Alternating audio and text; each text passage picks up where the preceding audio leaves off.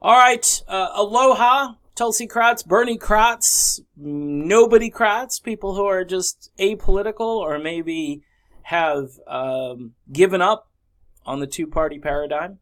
I am, I think, one of those people.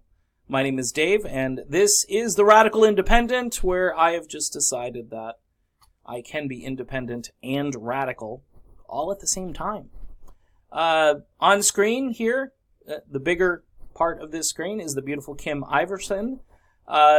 Kim is struggling at the beginning of this video, and I want to do some commentary about it. I want to talk about it in context with how Tulsi Gabbard voted on this Palestinian BDS thing, but I want to point to a larger elephant that's lurking in the room. So I'll let Kim talk for a bit, and this is vintage Kim Iverson here because she's wrestling with something as she's explaining it, and I love the genuine sort of real approach to this. She's obviously, what Kim does and what I tend to do as well is I think we both take criticism seriously. I've stopped looking at comments because if I do that, I'm going to go insane and probably shoot myself. So I don't want to do that. But let's hear from Kim here. All right, guys, I got to be honest with you. I already regret doing this video.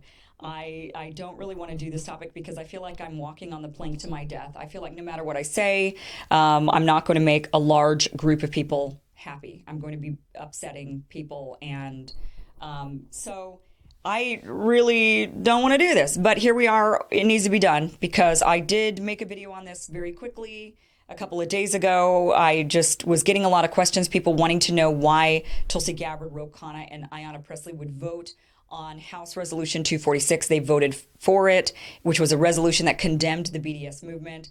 People were very upset. They wanted to know why. I quickly looked into it. I read the resolution. I didn't see anything that was against the freedom of speech.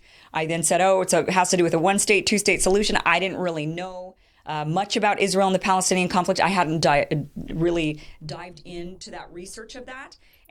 Okay, so, and I might stop it there because she's going to go on to brilliantly break down and explain and really kind of wring out, is a good word, all of the different sides of this issue and how progressives can come up with different conclusions.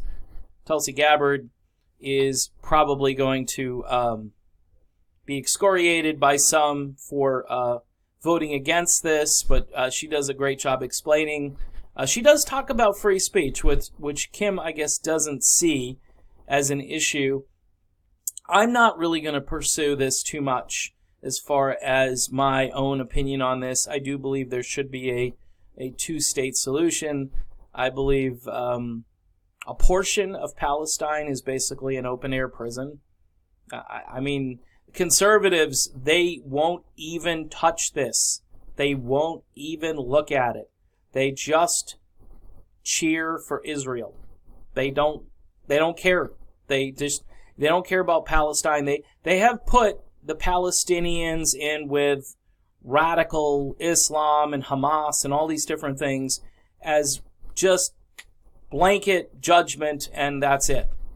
So it's really difficult to kind of pierce through the noise and get to what's actually happening over there. But at the beginning of this video, Kim is a little bit discombobulated, about 57 seconds in here. And the reason she is because she can't, as she said at the outset, no matter what you say on this issue, you can't get it right. It's much like the way Tulsi Gabbard is approached by many gay rights activists, because her former positions were so supposedly hostile toward LGBT rights and so forth that she can't be taken seriously by some. And, she uses the word progressives here. And most of the backlash against Tulsi on gay rights is from progressives. A lot of people hold a personal position that's different from their voting position. They do what's best for everybody who they represent, even though maybe personally they feel different about it. That's called representation, by the way. That's not based on my own personal preference. I may say, well, I think the free market really works, but I do believe that we ought to have Medicare for all, or we should have free public college. I don't see where those things are, at odds with one another, but those on the hard right would say, well, you can't have a free market with those things. And those on the hard left will say, well, you said free market. So you can't win. And that's where she is in this video. Now, here's the big thing. Tulsi Gabbard is going to be on the debate stage very soon, few days. And what are the big issues for most Americans? If I walk down the street and say, you know what the BDS movement is? Do you care about BDS? Can you tell me what it is? I bet you 9 out of 10 Americans, and it might be higher than that. If you did like 100, it might be 99 or 97 out of 100. They may have heard the term, but they don't know what it is. And here's why they don't know what it is. They're going to work each day. They're taking care of their kids. It's summertime. Some people are actually on vacation. Yeah, some people have disposable income, and they're enjoying time with their family. I tend to do the staycation because, again, I'm not part of the rich and famous, but certainly I'm comfortable enough where I can enjoy my house and family time and so forth. Most Americans are distracted, or most Americans have much different priorities than this particular issue. Now, if you're a Palestinian American, this is a big issue for you. I get that. But I would say in terms of airtime, and I'm not, by the way, I'm not bashing on Kim for covering it. She's trying very hard to thread this needle where she's looked at as, hey, she's my favorite progressive commentator, and how come she's not addressing this issue? And she's trying to cover it in order to basically make her viewers happy and actually come up with content that will answer their numerous questions. Now, for me, I see this a little differently. Kim is doing all this worrying and sort of stressing out about this issue. I say this issue is not even in the top 30, 40, 50 issues, the way I see politics right now for most Americans. And I'm not saying it's not important. Like I said at the top of this, Israel is essentially running an open-air prison. And what needs to happen is people here in the United States need to be made aware of that. And instead, they're being told that everything that Israel does is perfect, and everything that Palestine does, or the Palestinians living in this open-air prison, everything they're doing is evil. And so until that narrative is at least corrected, talking about this is almost, it's spitting into the wind. All right? And I would say to any candidate, including Tulsi Gabbard, who, by the way, Tulsi has her reason. You can go and watch. She did a video about why she voted for this resolution condemning this movement, which is confusing because she's voting for a negative. So it's, again, you have to be very careful. And most Americans, that you lost most Americans right in the midst of even describing what this is.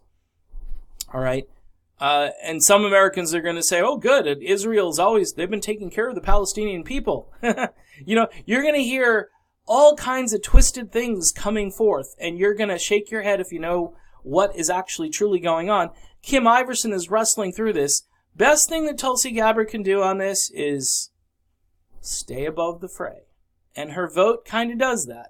Her vote votes against it, or for the resolution against it, on different rationale. It's almost like she came up with a way, and I'm not saying this, I think Tulsi votes her conscience and is very well researched, but Tulsi Gabbard voted the way she voted because she knows she's got bigger fish to fry. And I don't think she wants endless controversy in her campaign, but I do believe she wants to be able to focus on the issues that are going to get garden variety. Unfortunately, let's just be honest, you're going to need a few garden variety Democrats, people who would consider candidates, mainstream candidates like Kamala Harris and Beto O'Rourke and Joe Biden. You're going to need some of those in order to get your campaign off of whatever percent. I believe she's probably around 3%. Most polls say she's at 1%. But she has very little time. She's going to have to hit the next. It's almost like she's leapfrogging to the next lily pad. And debate number 2, she's got to hit that lily pad hard. And she's got to make a stir in that debate. But where she's going to score points is on things like the military-industrial complex, Medicare for all. She really needs to be confronting those candidates that are very wishy-washy on those big issues. And Kim Iverson here illustrates how, this video that Kim did is 35 minutes long. That's excessive for a YouTube video. But she's got 32,000 views on it because she's Kim Iverson. She's really good at this. And people have her page. I mean, if you look at the number of her subscribers, 146,000 subscribers right now, and climbing rapidly. She is like one of the fastest growing channels on YouTube, and deservedly so. So she owes it. She thinks, I know what she's thinking. I owe it to my audience to flesh this out and make this really a good detailed presentation. And it is. But guess what? Most Americans will lose Kim probably at the 6-7 minute mark. And I don't know what, she can probably give me the analytics on her video. And it's not because she did a lousy job. It's because, again, people are thinking, how am I going to pay my rent this month? The average rent here in Florida for a 3-bedroom house is $1,650 a month. That's the average. And I'm throwing that out there because, again, I am an equal opportunity offender. I see some stuff on the left that's ridiculous, and I see some stuff on the right that's equally ridiculous. Now, here's where I think not all leftists, but some leftists here, they're all lock, stock, and barrel. We got to go full BDS. This is something you got to support. You don't support it, you're not a real progressive. And at that point, yeah, they appeal to this kind of and I'm kind of agreeing with their premise, not about if you're real progressive or not, but if you should be for this probably and not against it. You should. I understand the implications. Look, Israel is a giant lobbying group. All right, it's not just a country. It's a lobbying arm that's dedicated to electing pro-Israel candidates, both Democrats and Republicans. So again, you have to address that root problem at the beginning before you can have this nuanced discussion of BDS. And that's really my whole video here. And I think Tulsi Gabbard, she's correct to kind of, okay, I voted, I'm putting this off the table. I'm wondering if this will be a debate question. And, the answers, people, again, will start to zone out unless you're a Palestinian American. Americans, unless this is put on their plate as like a main course and not just like, 3-4 courses down where it'll be hidden between the mashed potatoes and, the mac and cheese, nobody's going to care. And that's the reality, the political reality of this. And Kim here, she's in a no-win situation, as many progressives are who try to explain this and who, again, will hit the buzzsaw of Israel in the end. And that's what's going to happen. So that's pretty much what I wanted to address with this. I do believe Tulsi Gabbard, though, did the right thing for her, because I think in a way you need to be able to discuss these bigger ticket issues when the time comes. And I think wrestling with this for days and days is only going to be a distraction. And there's not a whole lot of time left for her to make that next big leap off the lily pad and hopefully get to 130,000 subscribers. So again, Kim Iverson, I'm a huge fan.